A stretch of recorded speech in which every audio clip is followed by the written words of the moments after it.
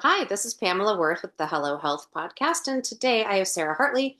She is not only a neurodivergent mom, healthcare executive, and certified ADHD neurodiversity coach, but she has published 14 books, and she has philosophies, parenting methods, and so many things that she is here to share. So thank you, Sara. Thank you for having me, Pamela.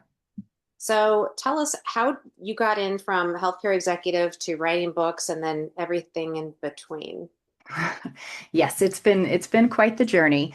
I'm still in the healthcare world and in the healthcare executive world, but from my children, that is really where my journey with all of the understanding of neurodiversity and what led me to write the books of where that started. My oldest actually just turned 9 on Friday, so he is 9, and my little one last week also turned 7, or excuse me, 6. So I have 6 and 9-year-old, and they are really the reason behind all of this.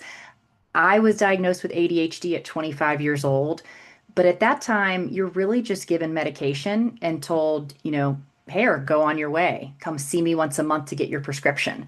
And otherwise, we're not given any sort of strategies or anything to help us through that process. And so it really wasn't until my oldest was diagnosed and started having a lot of struggles, even early as preschool, where we needed to get him into early intervention.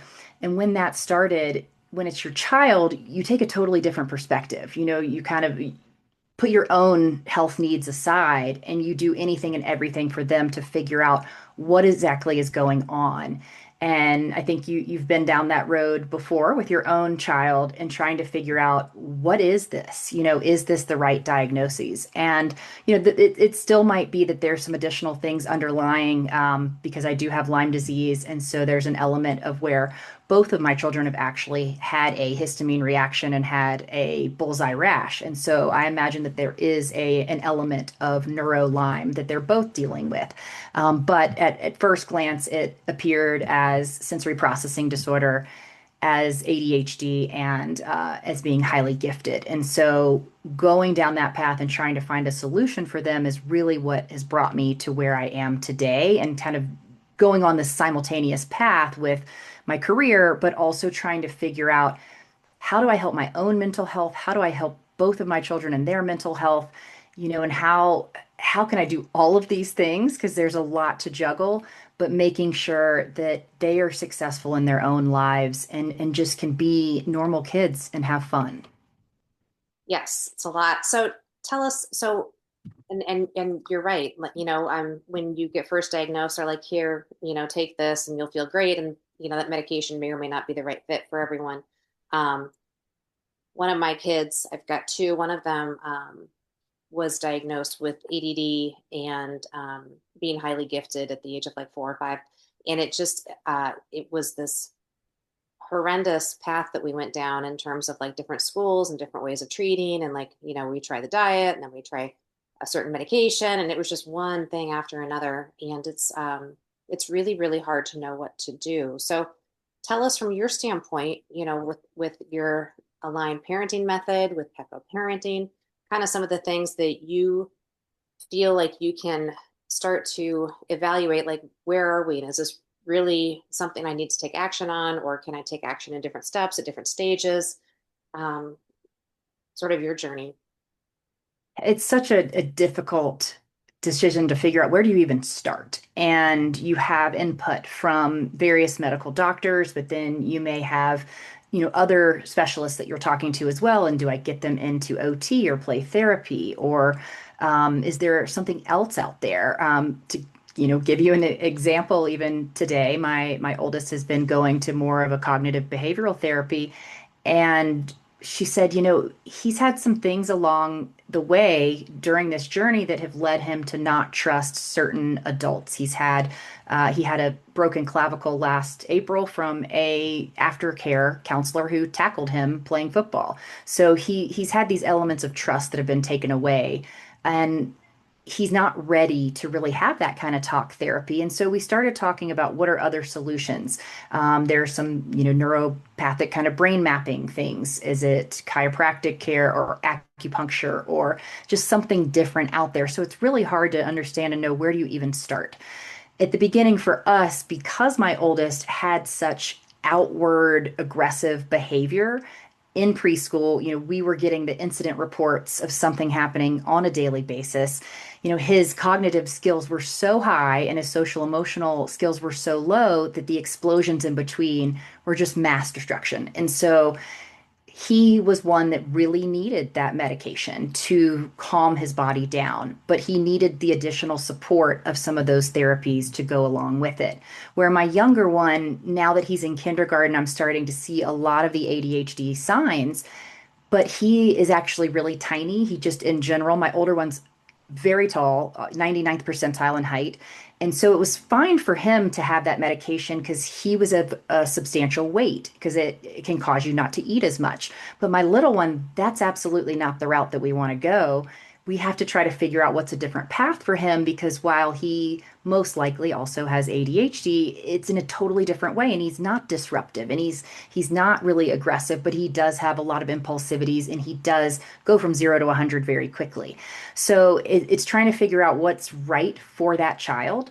But through this journey, the number one thing that I figured out is when you do have ADHD or any kind of really neurodiversity, a lot of times that child or that person will mimic the other people around them in their environment, especially if it's later in the day when they have decision fatigue because they've been making decisions all day long and they just don't have that capacity to do it any longer.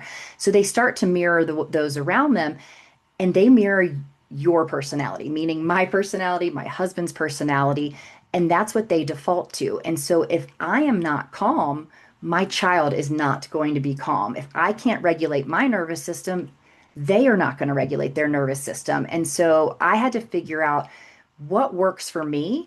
I never knew I was going to be triggered by my children until in the moment and things are starting to happen, things that come up that I don't even know why it might bother me. I never really had any issues with sound sensitivities historically. I used to I loved live music, go to concerts all the time. And now it's like the littlest thing kind of throws off my own central nervous system, especially when it's one of my children screaming. And so I'm learning what are these things that are triggering me and how can I calm and regulate myself so that they can mirror me. And that's how I ultimately developed the aligned parenting method. But it's all built around the philosophy of eco parenting, which is we're on this same parallel journey with our children at the same time because we didn't learn that support or we didn't learn those strategies and we're trying to break that generational type of parenting that's happening to make sure that we're parenting in a different way, but we're having to heal ourselves along the way. No, super interesting. And a friend of mine and I used to joke about it. There was nothing more irritating in the entire world as you're driving as this crunching water bottle. Like, kind of back to what you're saying about sounds, like I've never had a problem with sounds, but to this day, like just that constant just noise that, the kids are trying to get attention or, something as you're trying to do something such as simple as driving, just really would set me off. I mean, not set me off, but it just really would get under my skin and I'd have to like, just calm down. This is just a water bottle. Oh, no, it's so true. On the way home from basketball practice last night, my oldest was singing and I think he was maybe even trying to annoy me, but he was singing at the top of his lungs.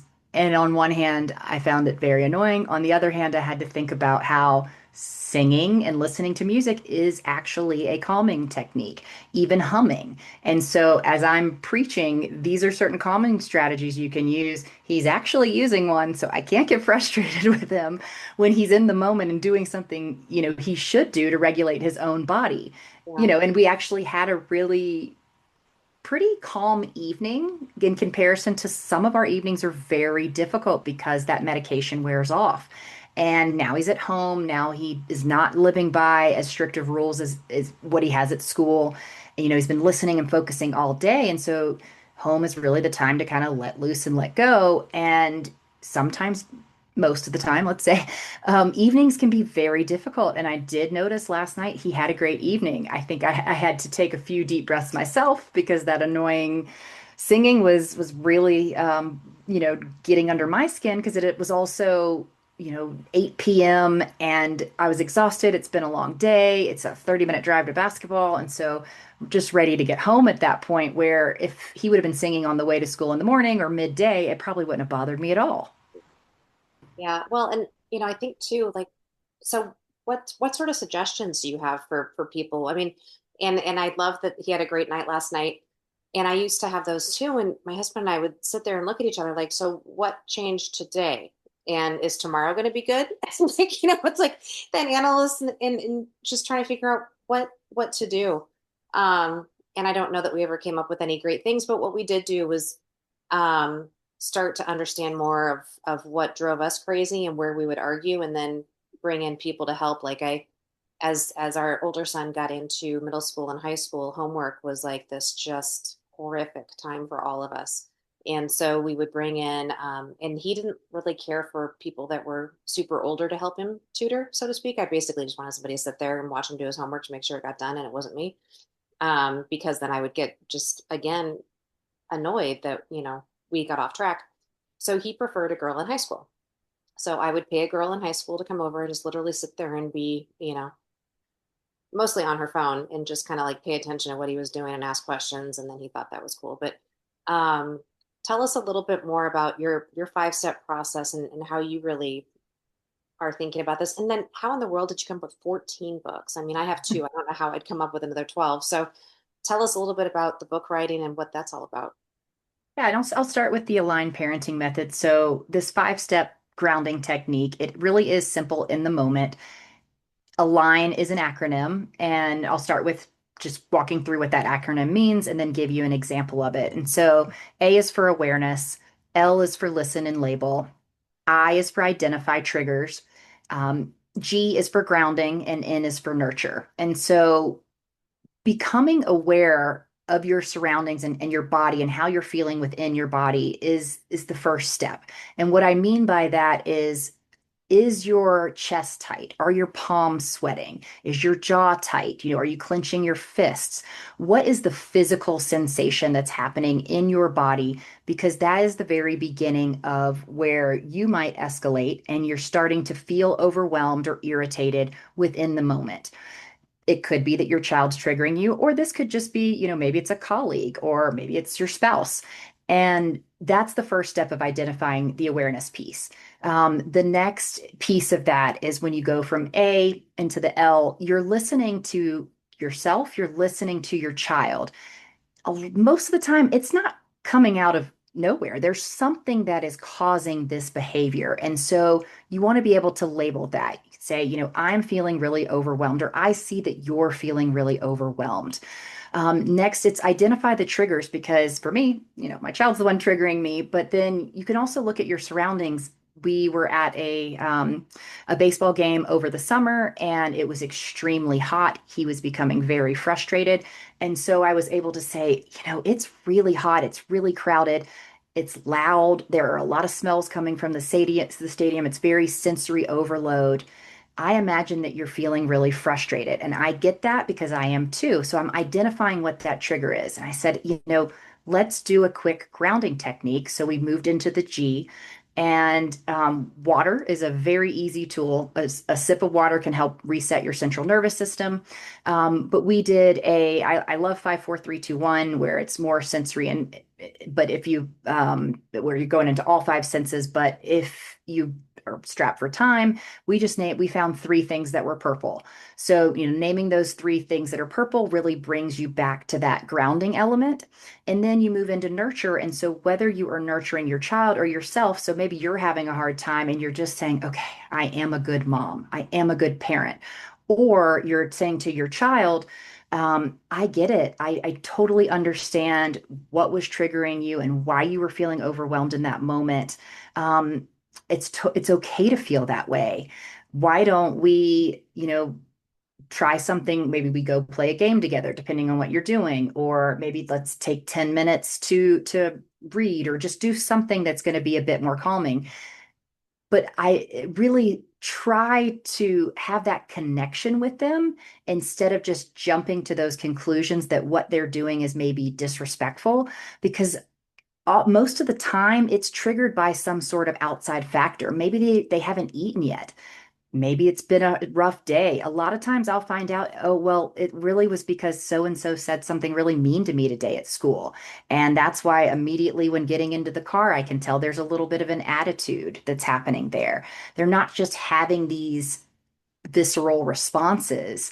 They're really responding to something that has happened that day that has really now their cup is overflowing and they're ready to let those emotions out. So that nurturing piece just creates that connection and it allows for you to be able to move forward. And in that moment when we were at the game, I said, "Okay, buddy, I know you've been complaining you want to go home. It looks like the line's moving. Do you want to go inside or do you really want to go home?" And he's like, "No, let's go inside. Like, let's go have fun." And so it can really take you out of this heightened sense of kind of fight, flight, freeze to trying to enjoy what's in that moment. And if you can do it yourself, maybe they're just mirroring you, or you're doing it alongside of them, or you're walking away, you're doing it, and then you're coming back and you're feeling more grounded to then take them through the steps. So there's multiple ways that you can use this. And another thing for me that I found that really helped was writing. And it was a bit of a shock to me. I had an aha moment a few years ago, very everything was kind of going wrong in at that time frame. I had just gotten diagnosed with Lyme disease, my oldest with all of ADHD and everything that he had been through. It was a lot. It was right after the pandemic, really still in the midst of the pandemic. And so I had that moment of what is my purpose? Why am I here? And then I got out of the shower. It was a quick shower thought, and I ended up writing my first book. And it was extremely cathartic to write. So finding that thing for you that really works in those moments is really going to be helpful and will go a long way. That's awesome. Now, that's the first book, but there's 13 more. So tell us how in the world you got on this journey and what the books are. Is it sequential or are they all different or That's a great question. So over the years, I had written, I think I'd maybe gotten up to seven, most of them being centered around an affirmation that I said with my boys at night before bed. Right before bed is the time when they're the most vulnerable. It's when you're going to get the most information out of them about things going on at school or just really reaffirm some of those positive affirmations. And so I would say, repeat after me: I am kind, I am smart, I am lovable, I am brave, I am enough, I am safe, and I am a great kid. And not every book is exactly that theme, but that started some of those themes. And many of the actual stories stemmed from something that happened in real life, whether it was a conflict with a friend that they had, or me thinking back to when I was in school and some of the emotions that I felt with having ADHD and not knowing that that was going on with me. And so I started meeting with a book coach back in July of 24, and that really put more structure around the books that I had. And I had an idea of, I think I'd like this to be a classroom of children coming from each one of their perspectives. They're each dealing with something. And we really took that concept and ran with it. And from there, it allowed these books to center around themes that are very difficult for children to talk about, like ADHD, anxiety, autism, dyslexia. There's one on even executive functioning skills, bullying, divorce, death. So it goes through a full gamut of very difficult topics that are not done in a way that is really childlike and friendly, with a lot of illustrations that are going to show you those raw emotions. So when I want someone to read it, I want the parent or the teacher to even say that maybe they see themselves in one of the books or in one of the characters. And then for the child to see themselves in another book or another character, or maybe they see their best friend. And so while many of the books do center around neurodiversity, it's still important that even neurotypical kids are reading these to say, oh, that kind of seems like my friend. Okay, maybe that makes a little bit more sense to me. Now I get him or her, you know? So there's an element of this that is going to be that teaching moment. There are there's a glossary in the back of definitions, so maybe they don't know what ADHD is or autism is, and so that is clearly defined. And then some questions for purposeful conversations. So it is the Purposefully Me series, and each book is going to be purposefully brave or calm, and they are slowly coming out. We've released the first book. For the ebook and the paperback, the hardcover will come in November, and then we'll have one a month after that for the next year. It's fabulous. And typically, how long are they and what age range is appropriate? It's a 32-page illustrated book, and they are really appropriate for elementary school ages. 5 to 12 is where I see most of that. But I've had some conversations, and it's just been a little bit eye-opening with others and their perspective of, the ADHD brain, the way that we consume information is better done in a short format. And so it really might be helpful for people who are older than that, whether it is middle school or high school or even adults, because you can have that element of feeling a little bit less alone in your own brain and resonating with one of the characters without having to have the pain. I'm the ADHD kid that's very math brained and in science. And so for me, reading, I've always loved to write, but reading was very painful if it wasn't really interesting. And so doing it in a way that's fun, colorful, and draws that raw emotion, it might resonate with an older crowd as well. So we will see where that goes.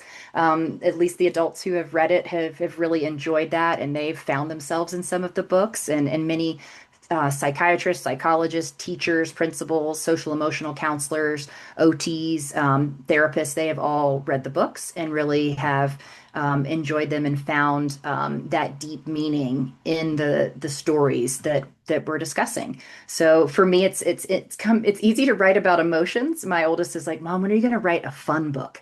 So it's funny because I'm actually just started on working on a real fun adventure book for him, but there still will be some signs from the two characters that they have some sort of sensory sensitivities or neurodiversity. It won't clearly state it, but it's easier to write about those raw emotions because I've felt all of them. And so it really is coming from the heart. Oh, I love that. And I mean, I'm one of those people that sometimes I get told I'm too curt because I can't absorb a ton of information unless it's like bullet points or like shorter, like just tell me what's going on. Like it bothers me to read through lines and lines and lines and understand what's happening. And so I totally appreciate that.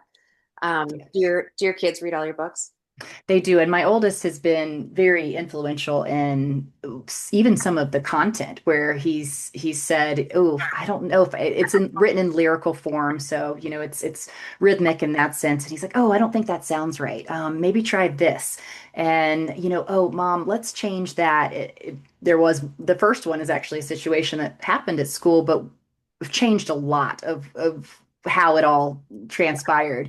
And he's like, "We don't want to read that one in class. Everybody's going to know it's me." I'm like, "You also wanted the character to look like you, buddy. And the name is very similar." And so it definitely, and then my little one is in another book where I've kind of created that one a little bit more around him. So it's been a fun process. He's a little less likely to he's read some of them, but just turning 6 has less of an attention span.